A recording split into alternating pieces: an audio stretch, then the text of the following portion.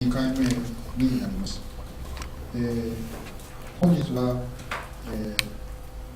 入学試験での実施上の益というか、そういうところでお話をいただいております。経歴、ご略歴、経歴に関してはお渡しした資料になりますので、あえて申し上げません。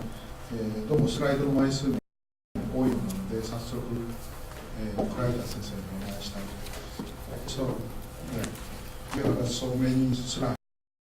So I compact the introduction. So please start. Thank you very much. Thank you all for coming today. I hope this is an interesting topic because I know you've all gone through the medical school admissions process yourselves. There are lots of you have, and so I'm sure you have some opinions. Can you hear me okay or not? Yeah. And I'm sure you have some opinions and first-hand experience with the admissions process. The title of my talk today is Understanding the Role of Human Judgment in Applicant Selection for the Study of Medicine, Achieving Shared Values Using Interviews, Admissions Committees, and Empirical Models.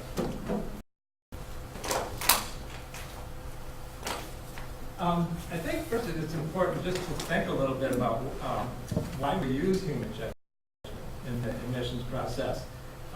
Most people, I think, don't feel comfortable with making important decisions about a person mechanically. They think, okay, this is a really important decision. We shouldn't use a formula to make a decision about another person. And I think this value is held in medicine too.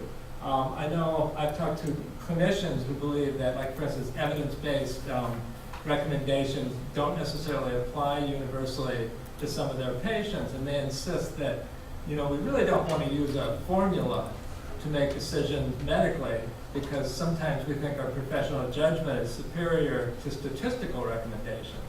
So this is something I think that in medicine we can relate to. I mean, many physicians I think have a strong belief in professional judgment and something that goes above and beyond some sort of mechanical formula-based recommendation. So given the fact that physicians hold this value, I think it's bled into to our admissions process. I mean, I think our admissions process definitely has a strong emphasis on using human judgment. Why do we use human judgment? Well, I think it provides us the ability to consider the person as an individual rather than a number. And that's a big complaint in many medical schools that, everything was so mechanical and no one really understood me as a human being. And so, I think there's a need to consider the individual. That's what people, I think, will tell you. It also provides power to the decision makers. I mean, it's a pretty important decision whether we select somebody to study medicine. And I've heard the opinion that I don't want my job to be done by a computer. I don't want to lose my job to a computer. I don't want some formula to select students. I want to have human beings do it. I also think the human judgment component can encourage financial contributions. I know of several instances where very wealthy philanthropists have made donations shortly before their son or daughter was going to be considered for medical school. And the only way if we used a formula-based method for selecting students, I think that the individual who makes the donation might be less inclined to donate money because they wouldn't be necessarily able to influence the opinion or the judgment of individuals who make the decision at the medical school. So I think it can encourage financial donations.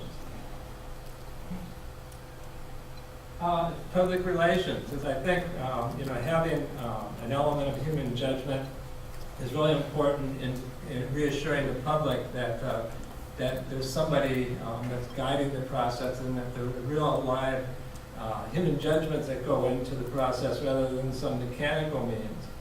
And of course, it's also being used in the United States a lot to promote diversity because we have a problem of certain underrepresented minorities not being represented in our medical colleges, and if we used strictly formalistic predictive measures, the number of minorities, certain underrepresented minorities would almost disappear.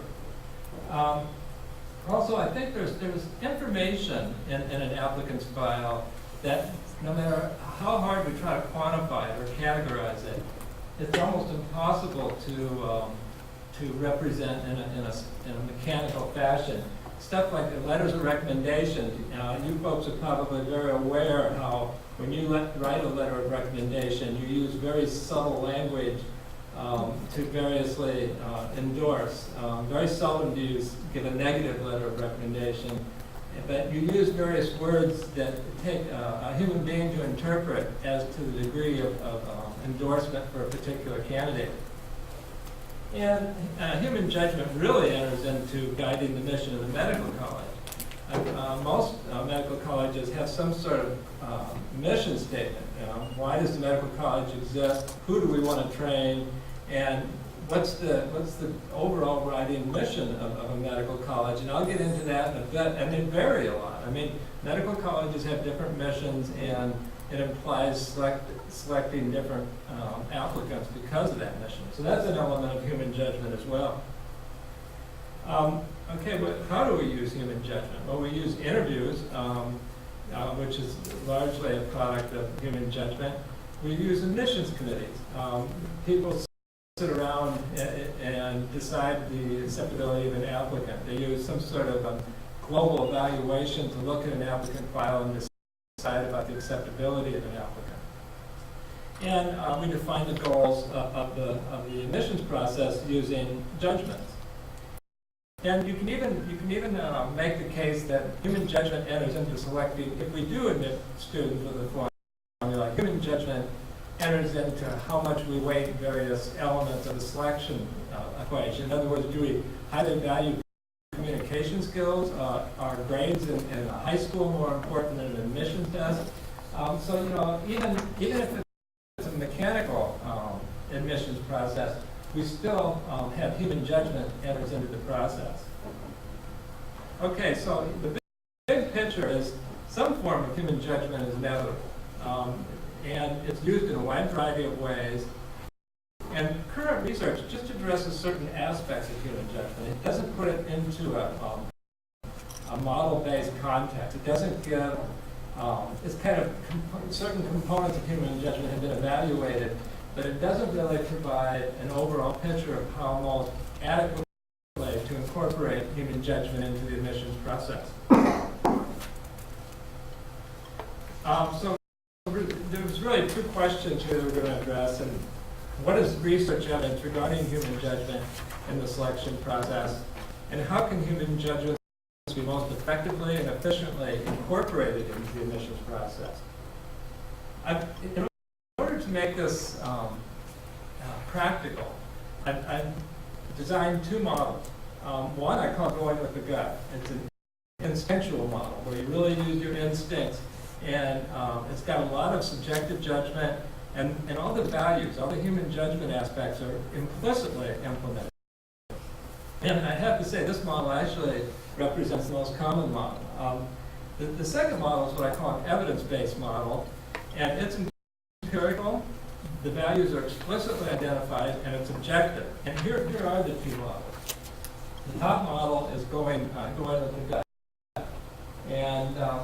And the bottom model is the more intuitive model, or the more empirical model.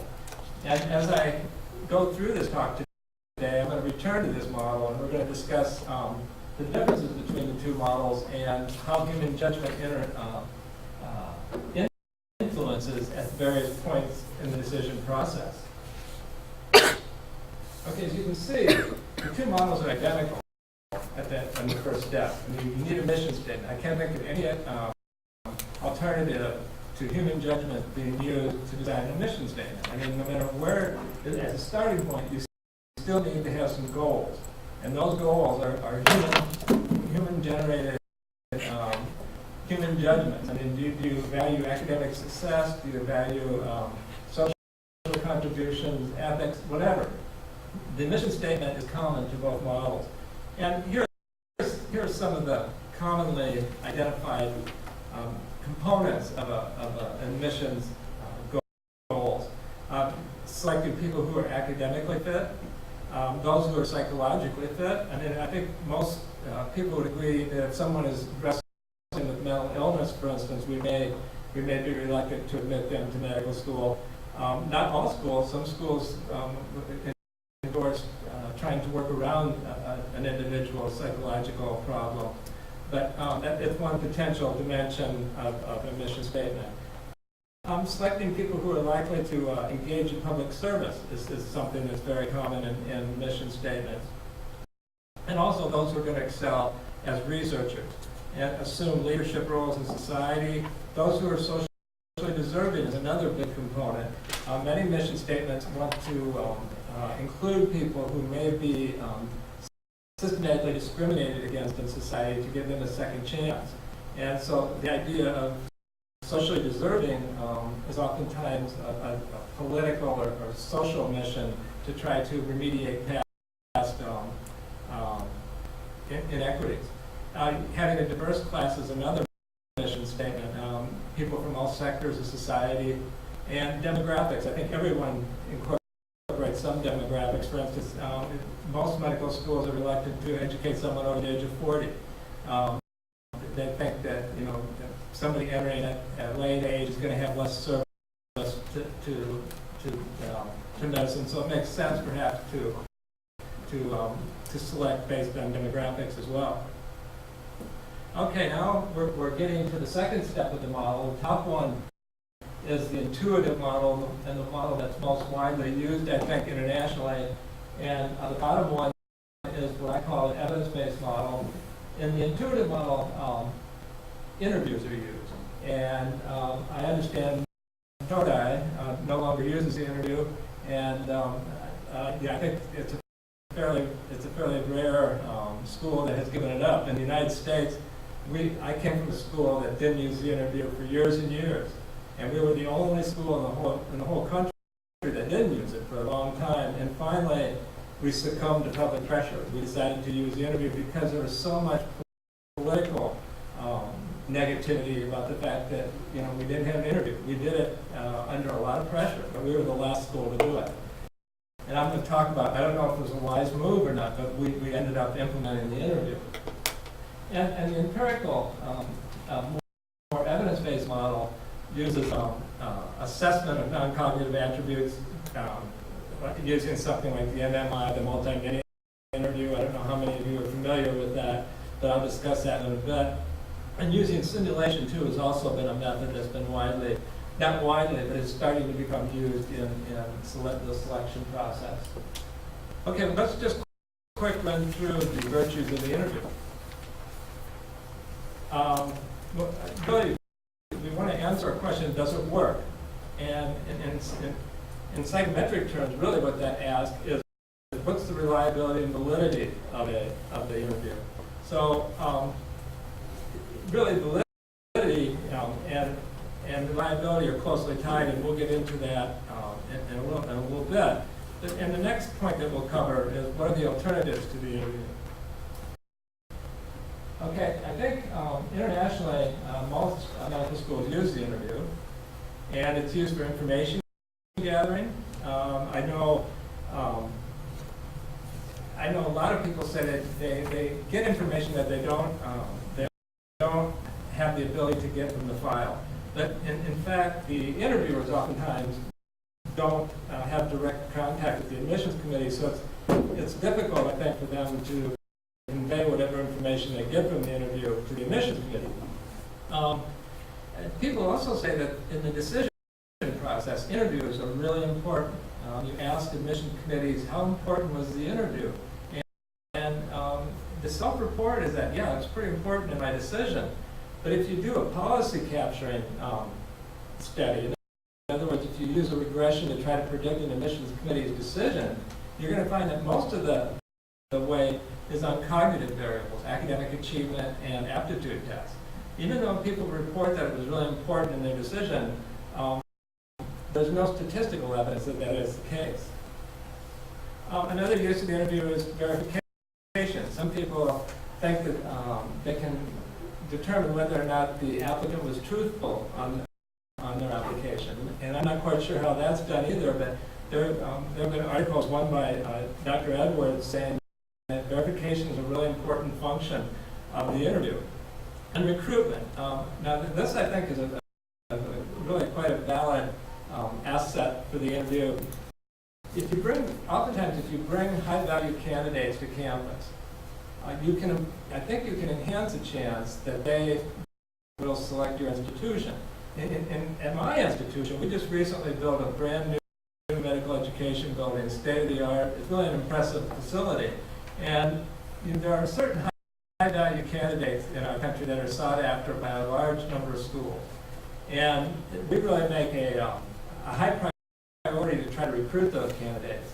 And I don't have any solid evidence of this, but when we bring them to campus and they see our brand new facility, I can't help but think that they'd be more likely to select our institution. So I think it can have a recruitment function too, but I don't have evidence to support that.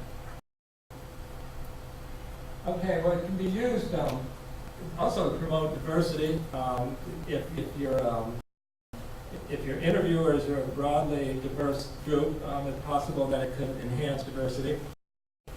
It also may be useful in identifying extreme outliers, those candidates who raters just had a very negative reaction to or a very, very positive reaction to. We tried conducting a study to see if there was a higher rater agreement at the ends of the scale compared to the middle of the scale. And it's a psychometric nightmare to try to do this. It's conditional error type of research. And in the end, our conclusion was that, in fact, the raters agreed more about candidates that had incredibly low ratings. So in other words, if one rated candidate is very low, there's a high probability that the other rater would as well. So there was more agreement between raters at the low ends of the scale. So, but you can check out that paper. It's extremely statistically intensive to wade through it. But our conclusion was that perhaps there's more information at the low ends of the scale. Another reason I think we use the interview is a perceived over-reliance on quantitative and cognitive information. People really are trying to use something other than numbers and cognitive information to select classes that meet some of the objectives of the medical college. And I think another really strong reason why we use the interview is it's the easiest method of collecting non-cognitive data and has a long, long tradition. We've been doing it forever, and it's fairly inexpensive, and so it's kind of a momentum. It's hard to change something you've been doing forever. And admissions policy, people say we really need to meet this person before we bring him on campus, and that's a widely held sentiment, I think. Although medical schools want non-numerical data to make the decision, in the end, most interviews end up as numerical data anyway. And so the idea that we're getting non-numerical data is probably not valid. But the positive side of getting numerical data is we can evaluate the reliability and validity of the admissions interview. So, does the interview work? Is it valid? Well, modern validity theory requires a formal statement regarding the interpretation of the scores. But I think in this case, the old-fashioned criterion model, predictive validity, is still the preferred approach. Does the interview predict anything important in medical school or after medical school? So in order to get at this validity question, really one of the first things we really want to know is what's the reliability of the interview? Because there's a really important relationship between reliability and validity. Validity is always less than or equal to the square root of reliability. So if you have a measure that's totally unreliable, it can't possibly predict anything. It can't be correlated at all if it has zero reliability. And so there's a real strong relationship between predictive validity and reliability. So anybody that's looking at the validity of an interview should really be concerned about whether or not it's reliable as a first step. And so I've looked at the reliability of the interview, and here's some studies that have been published over the years, and they're all over the place. I mean, one is 0.80, 1 is about 0.09. But, you know, a lot of these estimates aren't really true validity estimates. I mean, or reliability estimates. They're simple correlation between items in a single interview. So they're not really meaningful. And, you know, any meaningful estimate really would revolve around the question of how similar would applicants' score be if we repeated the entire measurement process with new raters and new questions on a different occasion. I mean, that's the true measure of how reliable an interview is. Well, at our institution, we actually had an opportunity to do this. We allow students who were not admitted the first time they went through the application process to apply again. And we had 160 students who reapplied the second year that had been previously rejected. So we had a test-retest type of situation. And they got a new set of raters, new set of questions, new occasion. So we could look at how consistently did we rank order these applicants on these two interview occasions. And I should say, you can also look at the correlation between occasions. In other words, if the two interviews are measured, this is a multivariate G-study, and I'm not going to get into details, but it allows you to estimate the correlation, the corrected correlation between the two interviews. You can see here it's about 0.81. Now, if the interviews were identical, it should be 1, or very close to 1. This is significantly less than 1. So I would guess that the two interviews aren't identical. Once a student has been through this interview process once before, the second time is probably has a different function. They know what to expect, and so these two occasions aren't strictly identical. In other words, there's something different about the second interview.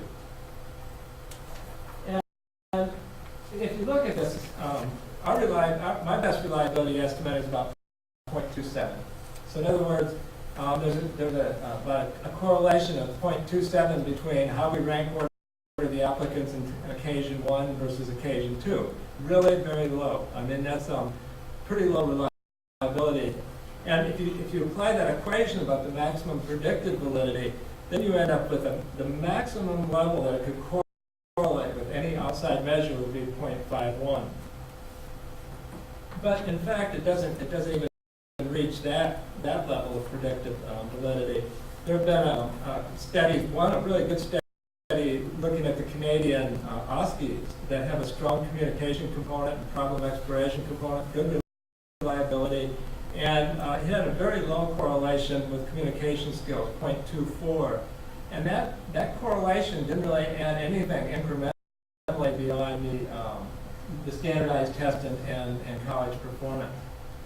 There have been some meta-analysis. One used 19 studies of academic performance in the medical college, found a correlation very close to 0. 10 studies looked at clinical prediction, clinical skills, communication skills, and found the mean correlation of 0.17. So the interview is not living up even to its maximum correlation potential. So it's got, that really sabotages the validity, I think. Well, lots of people say, well, it's because we don't use the interview correctly. And there have been many educational psychologists really emphasize the importance of using a structured interview. I think that recommendation is largely not right. In fact, the reason they recommend a structured interview is for the wrong reason. They view the questions that we ask an applicant to be a fixed facet rather than a random facet. I'm not going to get into details there. But in this age of computers, we find that as soon as the applicant leaves the interview process, the questions are on the web. There's a doctors.com website where all the applicants get together and share their experiences. So these questions, if we standardize the question, we find that it's really not a spontaneous response at all. They come in with a rehearsed response. I mean, so I think if you really want something valuable in this interview process, you don't want a rehearsed response. You want to get something spontaneous from the applicant. So In fact, I think structure is probably a very bad idea. And in fact, we studied the difference between a structured and unstructured interview, and actually found the unstructured interview to be more reliable. And there's lots of reasons for this. I mean, people think, okay, some of the questions might be more difficult that one applicant gets than the other applicant. But if you ask 5 questions, these difficulty factors average out in a hurry. And you know, the fact that we had the spontaneous nature to the unstructured interview, I think actually increased our reliability. So anyway, I think structure is probably, I'm probably the only person you're going to hear this from, because I think just about every educational psychologist will advise you to use a structured interview. That's the common recommendation. Okay, so what happens then if we use an interview and as an influential component of the admissions process? And here I've got just some representative data that I think kind of portrays a real life situation. You have a reliability of 0.3 for the interview. You have cognitive measures that when they sum up, they're about, the reliability is about 0.8, or yeah, about 0.8, they're highly predictive. And if you look at the literature, you'll see that the correlation between the cognitive measures and the interview are maybe around 0.15. Well, if you plug all that into this equation, which I'm not going to bore you with, you can generate a plot like this, okay? And this shows you what happens as you add more weight to the interview. Now, at the low end here, this is the composite reliability. This is the decision reliability. If you put a 0.8 weight on the interview and 0.2 weight on the cognitive information, the reliability of your decision, of your composite score, would be just a little over 3. However, if you use the interview as only 0.2 of the decision process, and what the cognitive measures represent 0.8, the reliability is for the composite score is way up there. So you can see an interview can do damage. I mean, if you use it inappropriately, it can actually harm the admissions process. You lose all the predictive validity that your composite score confers based on highly reliable admissions tests, academic performance in high school and undergrad. So the interview, if you're going to use it, it has to be used judiciously. There have been, recommendations to use the interview above a set cut score. You set a cut score on academic variables and then use the interview. I don't think that is a very wise idea either, for a number of reasons, because the cut scores that they widely recommend, there's lots of useful variance above that cut score, and the interview hasn't been shown to really predict anything. So it's like random selection above the cut score. I think probably the best advice is just to assign a very small weight to the interview if you're going to use it. Or maybe don't use a traditional interview data at all as part of the decision process. It's hard to justify making it an influential component of the decision process. So what are the alternatives to the interview then? Since the interview doesn't work very well, we should think about trying to find something that could take its place. And there's lots of good literature now on the MMI, the multi-mini interview, and also on simulations. And I think it's got some positive outcomes that are going to prove useful in future consideration. And then there's also the idea of using multiple interviews, which I'll get into in a minute. And there's also been a lot of calls for using personality tested admissions. So what are the evidence for these?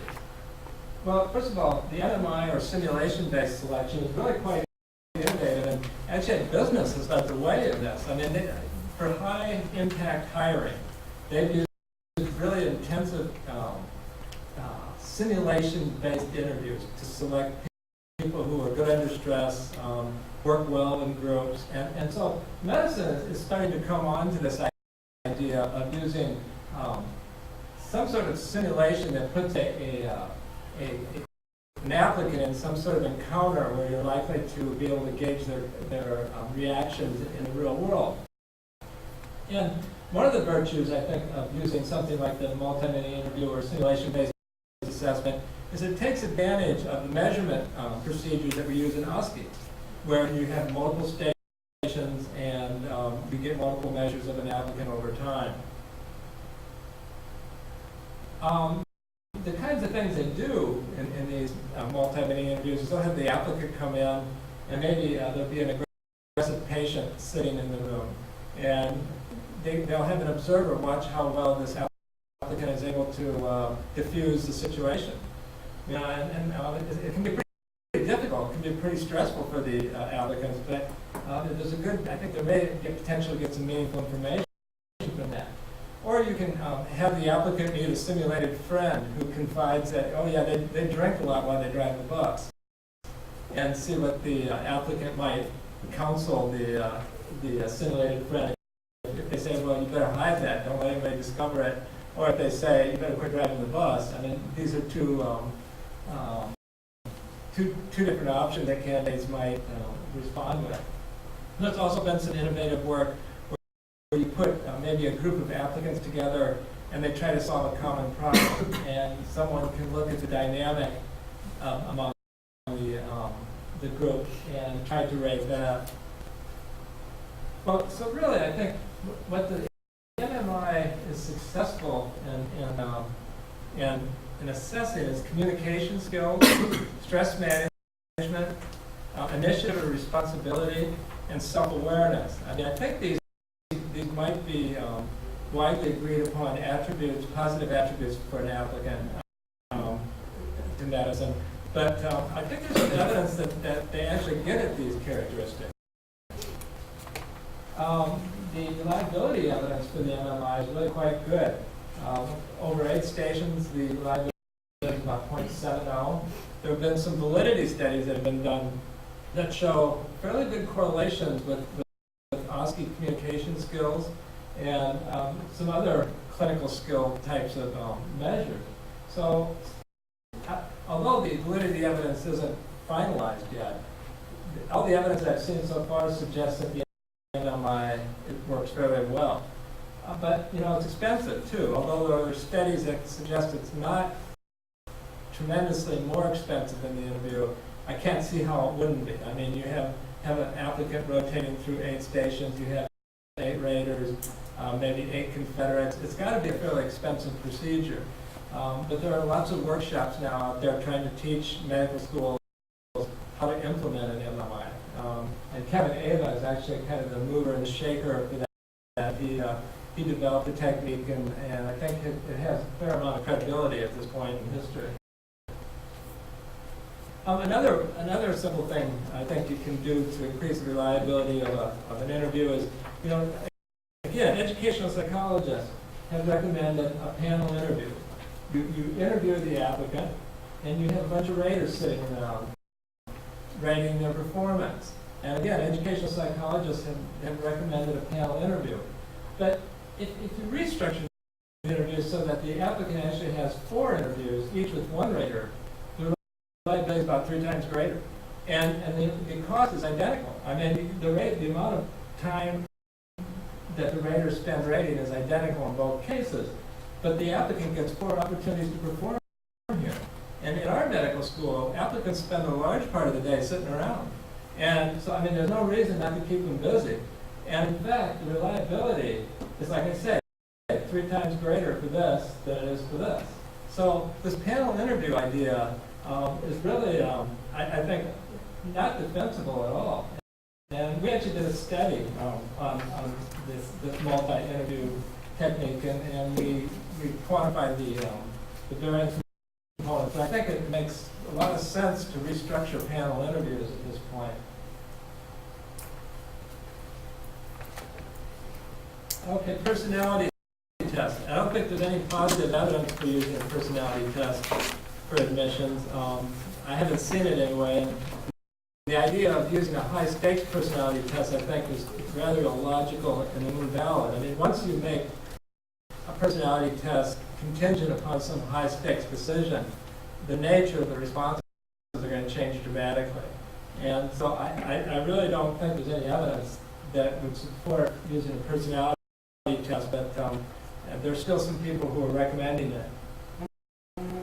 Okay, so we just reviewed the second stage of these 2 models. We're now at the 3rd stage. Remember, the top one is the intuitive, going with the gut. The more widely used model is on the top. The bottom one is what I call the evidence-based model, and you can see there's quite a different procedure between the two models. The top one uses holistic review by an admissions committee. Admissions committees get together, they review an applicant's file, and make some decision about the acceptability of that applicant. The evidence-based model enters predictive information and human judgment into some sort of statistical or constrained optimization model. And I'll explain the differences here in a second. Okay, so really here in this third step, what we're really asking ourselves, which is likely to yield better decisions? An admissions committee that uses holistic review, or a statistically based formula that's based on prediction or constrained optimization?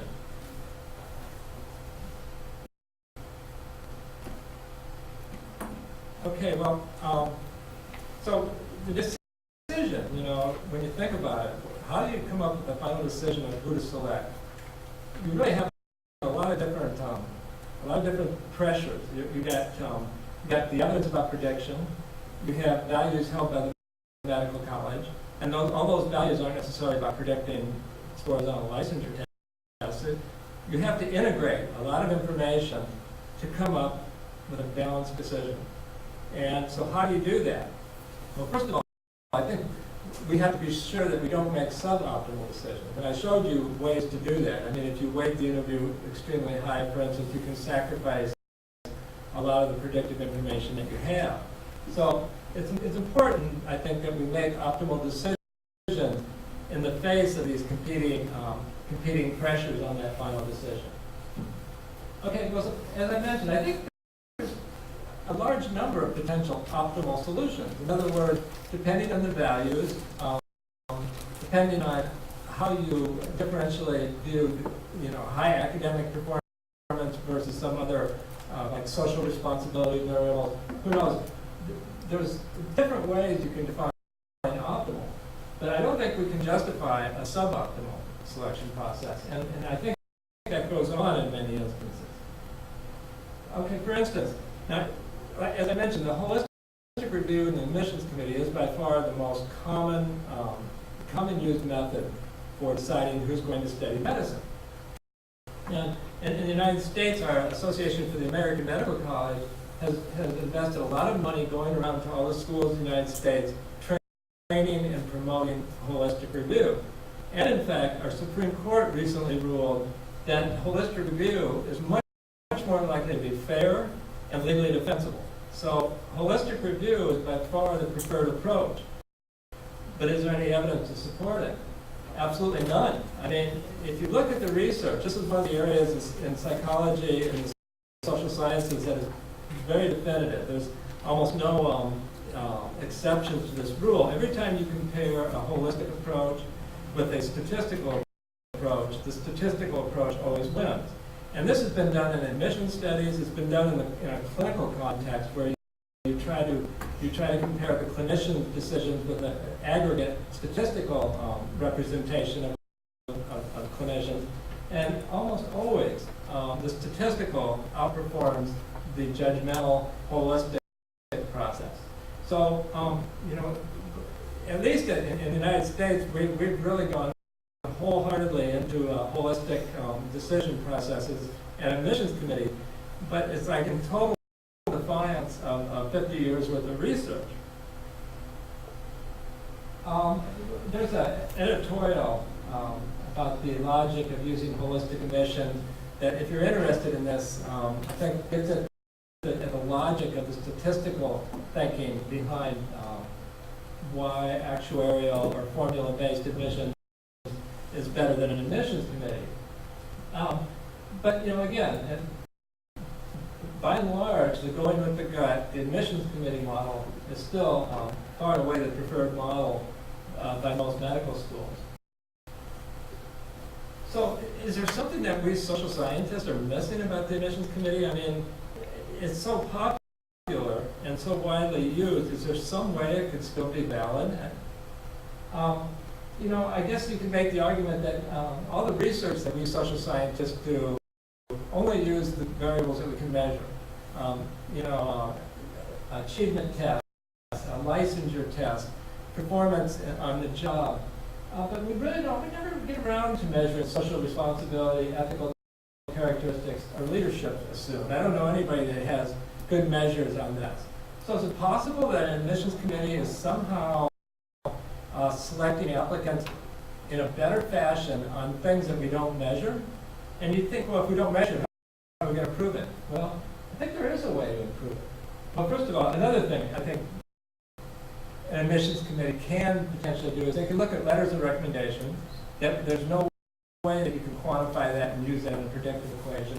They can intuitively interpret family circumstances and life history, things that are almost impossible to use in a quantitative way. So these are possible methods or possible reasons why an admissions committee is still preferred.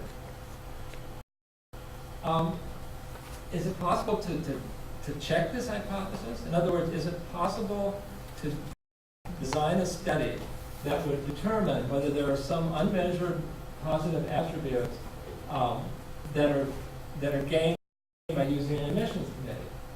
Well, if you look at this quote, it implies a research design that I think could answer the question of whether or not an admissions committee adds anything useful. The quote is, for optimizing a defined measurable outcome, there's a consistent body of research demonstrating that statistical methods yield superior decisions to those generated by holistic judgments. However, it is possible that the benefits of holistic committee decisions could impact other unmeasured outcomes. If such benefits exist, they would necessarily appear as systematic variance in rater scores beyond the portion captured by statistical approaches. So we can test whether or not an admissions committee adds something beyond a mechanical statistical model. But why should we care? Well, I mean, I think we have lots of reasons to care. Number one, this final decision is really important. It's the equivalent of deciding who's going to be the next generation of doctors. Once you get into medical school, you're almost certain to become a doctor. Our attrition rate is extremely low in both your country and mine. So, and we know that combining information appropriately can really be harmful. So I think this is an important research question. Also cost. In the United States, we interview and review applicant files for 74,000 applicants.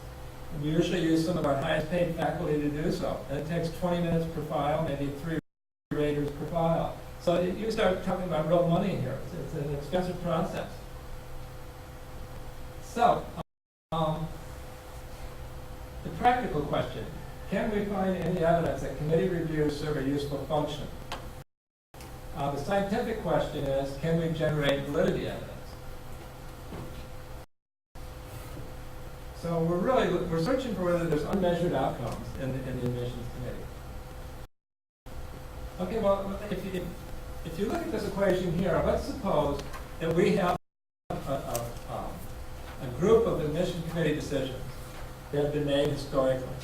And we look at what the average weight for the admissions test were for high school grade point average and the interview score.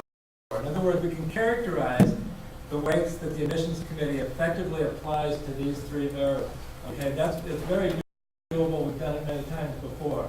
And so we can characterize, using a statistical formula, what admissions committees actually value. Okay, and these are just the observable measured values. There may be other things that are unmeasured, and there probably are. So in the next step, we could develop a difference score. We could subtract the statistical ranking from the committee rankings. And that should be what the admissions committee adds to the selection process. You can imagine, for instance, let's suppose we use a statistical ranking. We have 450 applicants. We rank order them 1 to 450. We take our first admissions committee person and we say, here are six files. Can you please rank order them in order of preference? This is actually what we do at our medical college. And you can see in the parentheses here, this is their rank orders. But they don't necessarily agree exactly with the rank orders here. So you can calculate a difference score, which is the difference between the statistical ranking and the admissions committee ranking, and come up with a a different score right here.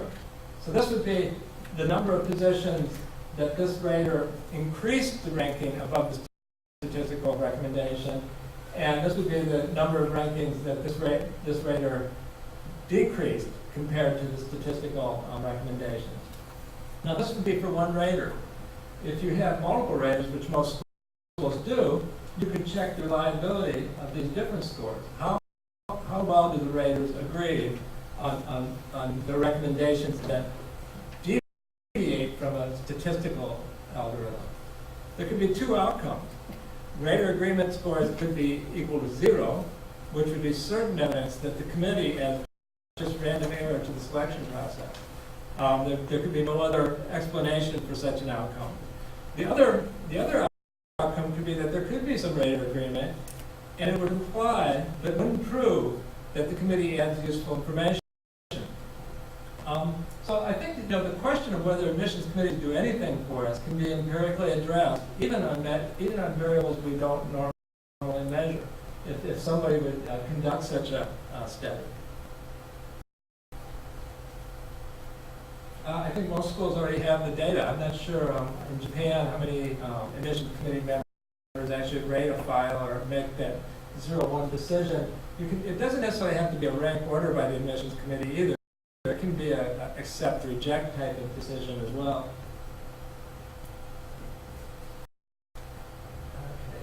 There's other options, I think, to implement human judgments into the admissions committee process, or into the admissions process.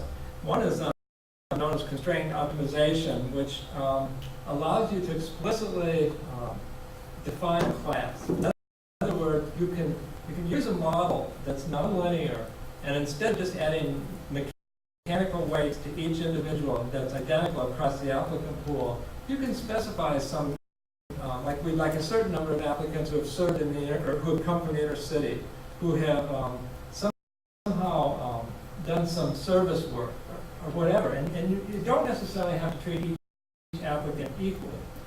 And that in some ways gets around the negative implications of using a linear model, where you just mechanically apply weights to the predicted variables.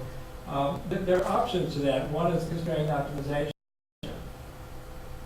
Here's an example of a linear model. Just putting some weights on test scores, GPA, maybe an interview. And these weights can be human judgments. I mean, in other words, maybe someone views GPA to be much more important than an aptitude test. So, human judgments can enter in here. Constraint optimization uses nonlinear models and more or less allows us to put human judgments in the form of, well, we'd like to maximize our admissions test measures, but we'd also like a certain number of women, we'd like a certain number of people from certain demographics, people who have excelled in communication skills or whatever. So it allows you to more explicitly input human judgments. Constraint optimization can be done in Microsoft Excel. It's a little add-on to Excel called Premium Solver. And one way to think about it is it doesn't actually do this, but in a sense you can think about it as taking every possible class out of your applicant pool and solving the solution and coming up with a solution that satisfies the problem best. Of course, if you did take all possible combinations, the computer would run forever and would never solve. So this actually uses some graphical and nonlinear techniques to come up with the best solution. And it also offers many opportunities to insert human judgment and to shape class characteristics. There's an important book that recently came out by Scott Page called Diverse Groups. And he talks about whether or not groups that are diverse, not only cognitively, but in all kinds of dimensions, come up with better decisions than homogeneous groups. And one of the surprising outcomes is that if you take a bunch of high cognitive people and intersperse them with some people from maybe less cognitively endowed, they come from left field, they may be artists, whatever, you come up with more useful solutions. And it sounds like it's kind of a not scientifically based. But if you read this book and look at the research that's been done, and a lot of this has been done in business, you put people from diverse backgrounds together, you get really surprising results. You put a bunch of, highly educated, very intelligent people that come from very homogeneous backgrounds. Oftentimes you don't get as creative of a solution to a problem. And business is really mining that. I mean, putting people from all kinds of different backgrounds and disciplines together. And so, with constrained optimization, you might even think, well, we're compiling a medical class here. Does it make sense to have some engineers in this group, or some people from the humanities?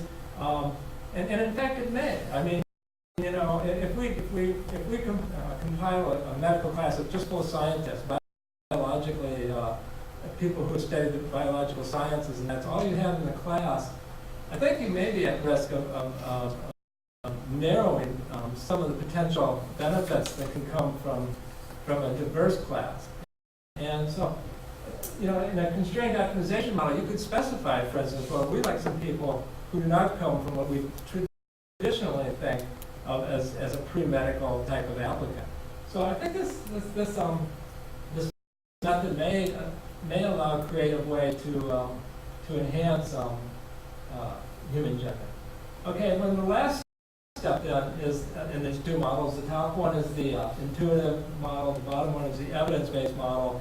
You come up with a decision to accept or reject, or normally you come up with a rank order of applicants using a statistical model, or you select the whole class using constrained optimization. Okay, so the conclusion: considerable evidence that Model 2 outcomes there is considerable evidence that Model 2 outcomes are superior. There are many valid ways that human judgment can enter into the selection process, but there are also many invalid ways. And I think admissions committees and interviews may be two of the less valid ways to use human judgment. So I think that pretty well sums up how human judgment can enter into the decision process. But human judgment isn't the only thing that people complain about. There's all kinds of different complaints about how the admissions process is being derailed. I don't know in this country what the general consensus is, but in our country, in the United States, there's a lot of discontent with how admissions is done, and it seems like it's really the gatekeeper to privilege in many ways. And so it's highly political, and it's highly contentious.